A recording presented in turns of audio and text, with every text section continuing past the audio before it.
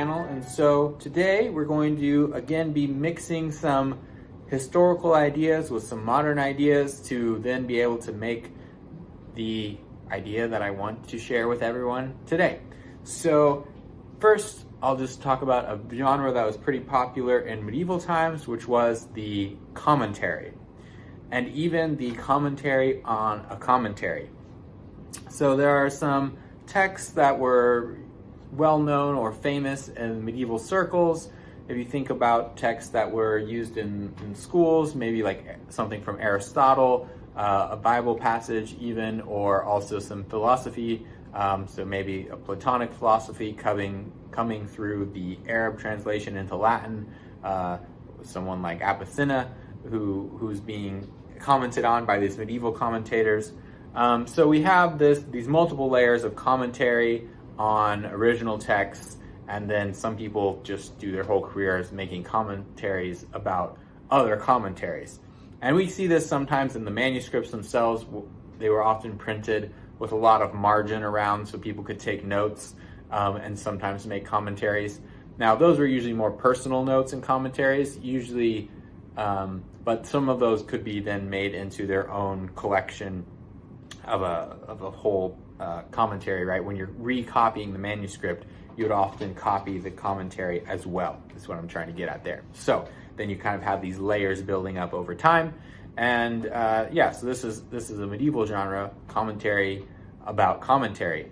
And so I'm going to give you my commentary about commentary of the French Open at Roland Garros that I've been watching this past couple weeks.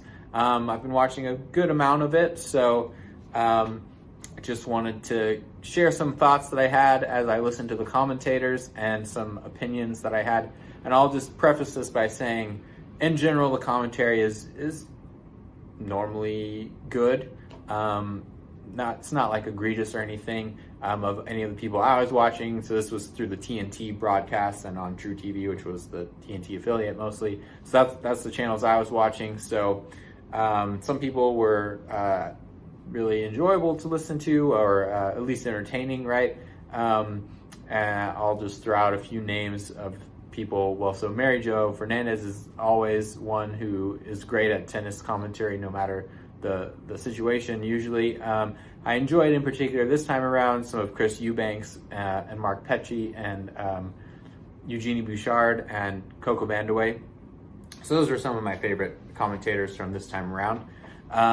So I'll just say, I don't usually remember exactly whose comments I was commentating on in this case, but we'll just take them as a collective, and then I'll make a few of the points that I had to make. So the first one, if you know anything about tennis, you probably have already heard and know about Jannik Sinner, who was forced to kind of play through cramps because of the extreme heat, and he wasn't able to really recover from that. And so he lost, even though he'd been, a champion multiple times at some of the other Grand Slam events.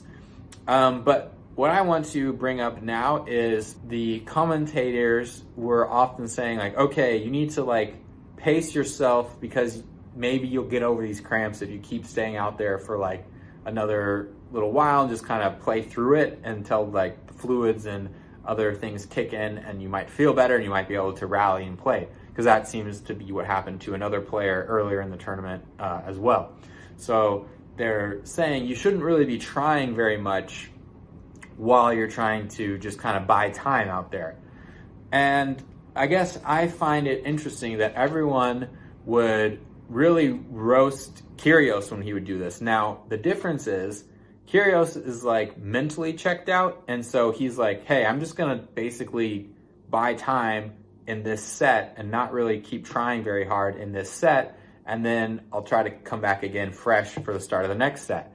Now, this is the exact same thing that they were saying to do because of his physical condition, but back when it was Kyrgios who was having a mental condition, not condition, but he's mentally out of it and needed to reset, but he couldn't do it in the middle of a set, so he was just kind of slapping the ball around, rushing through it.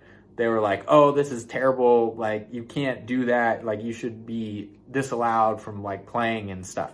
So basically, I just thought that was kind of hypocritical, where if somebody physically is out there trying to buy time, they're okay with that, but not mentally. So I just thought that was a little bit of a bias. Another thing that I noticed in commentary, and this is not just in this tournament in particular, but just generally with tennis, is, and I think this is maybe there needs to be a few fewer, at least top level players as the commentators. I feel like now a lot of the commentators were like very good, or I don't know how to say it, but they just kind of want to be showcasing, or what they think the best tennis match is a tennis match where everybody is like always making the best shots, if that makes sense.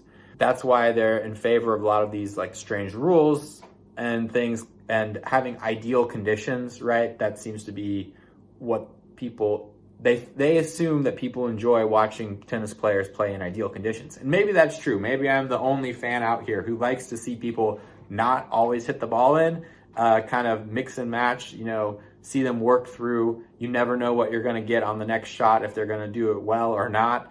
I find that more entertaining usually than if it's, I say if I was going to watch like 4 or 5 matches in a row, I'd rather see it that than see just, people doing the best shots ever and just like never really getting past each other except for every once in a while, or, not really making mistakes. So that's one issue that I've noticed with the commentators. So picking up on that point and tying it back into the Jannik Sinner match, when a lot of the commentators were saying things like, "Oh, this is so hard to watch," and and I personally was like, I kind of am glad I'm seeing something different than just Sinner beating up on somebody, doing the same stuff over and over again. So that's kind of where I was coming from. And it's kind of like, oh, I'm glad to see that someone else can exploit his weakness, and that is an actual part of the game, right? Being able to survive the conditions and things like that, I think, is part of the game. And so that's where I disagree with the commentators a lot, where they're kind of like, well, the best tennis is tennis under ideal conditions where everyone is kind of making the best shots.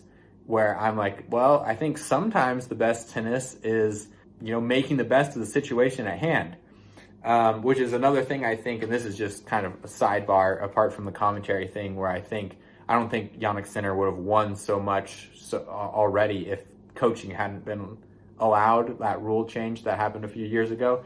I think that really helped a lot of these younger players be able to just go ahead and make use of their raw talents and skills, and kind of less focus on the mental game or having to figure it out yourself in the moment, right? Which used to be part of the skill of tennis, but now it's a little less so. Anyway, but yeah, they kind of seem to think that best for tennis means like smoothest strokes, or like best looking shots, most impressive shots, in terms of especially like consistently getting it in a hard place.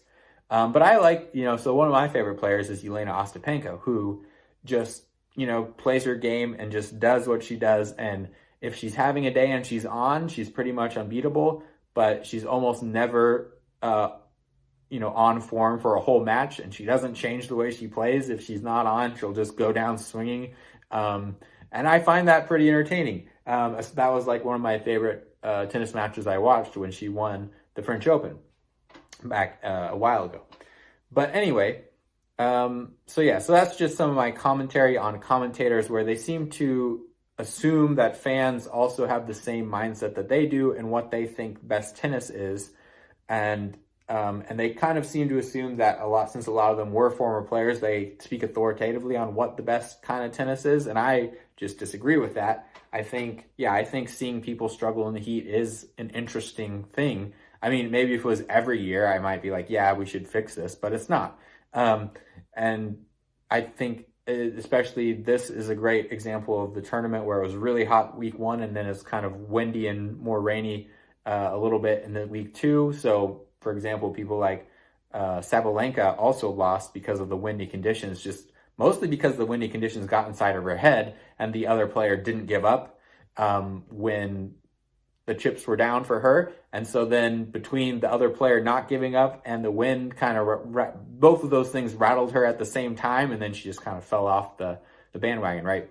Moving on to the next point I wanted to make about commentary is they're always talking about trying to speed up the game, different ways to like fix the game and speed it up. And in particular, I think multiple people have said this, but I remember Caroline Wozniacki was saying, "Oh, they shouldn't change the rule so that when you throw the ball up, you have to hit it for your serve. You shouldn't be able to catch it again."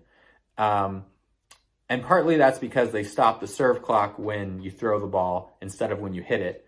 But so after that was fairly early on in the tournament.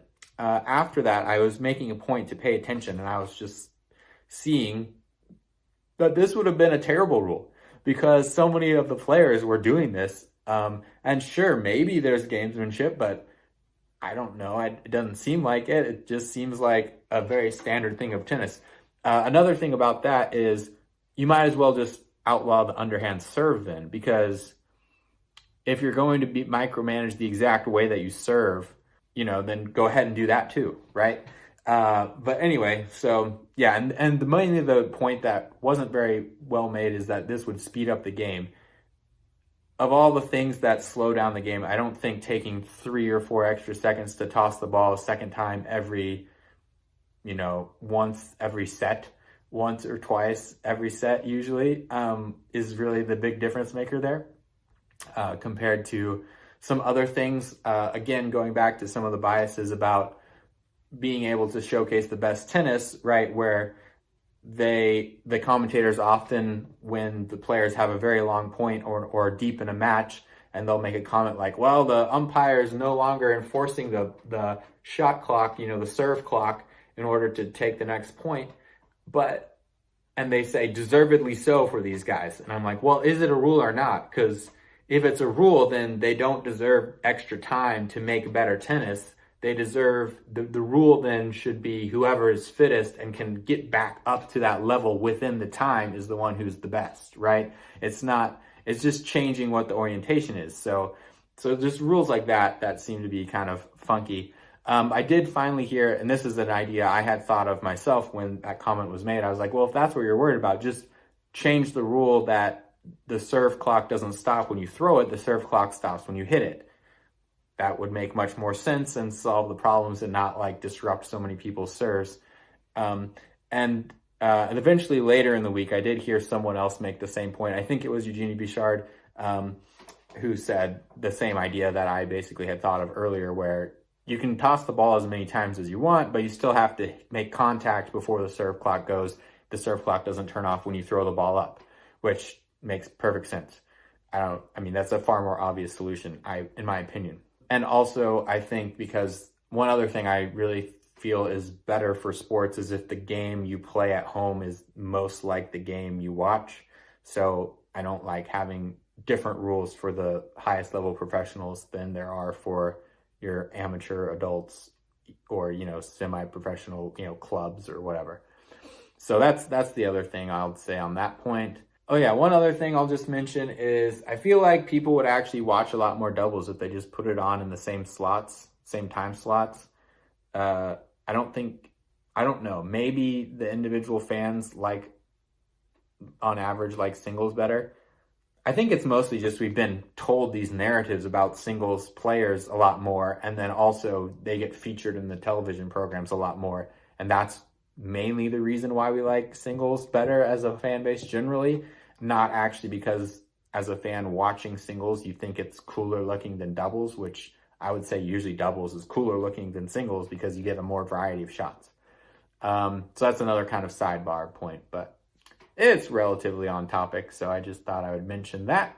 So the only other point I had was if you are worried about speeding up the sport and making it make each point kind of go quicker, the main way that I would say is just if you're going to make random rules like, oh, you can't toss it and then serve, you should also make the rule that maybe they can't stand like 20 feet behind the baseline, because that would definitely speed the game up if,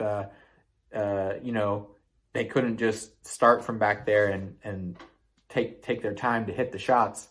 So I would say that saying you can only stand so far behind the baseline makes just as much sense as a rule as you can't toss it and catch it again before you serve.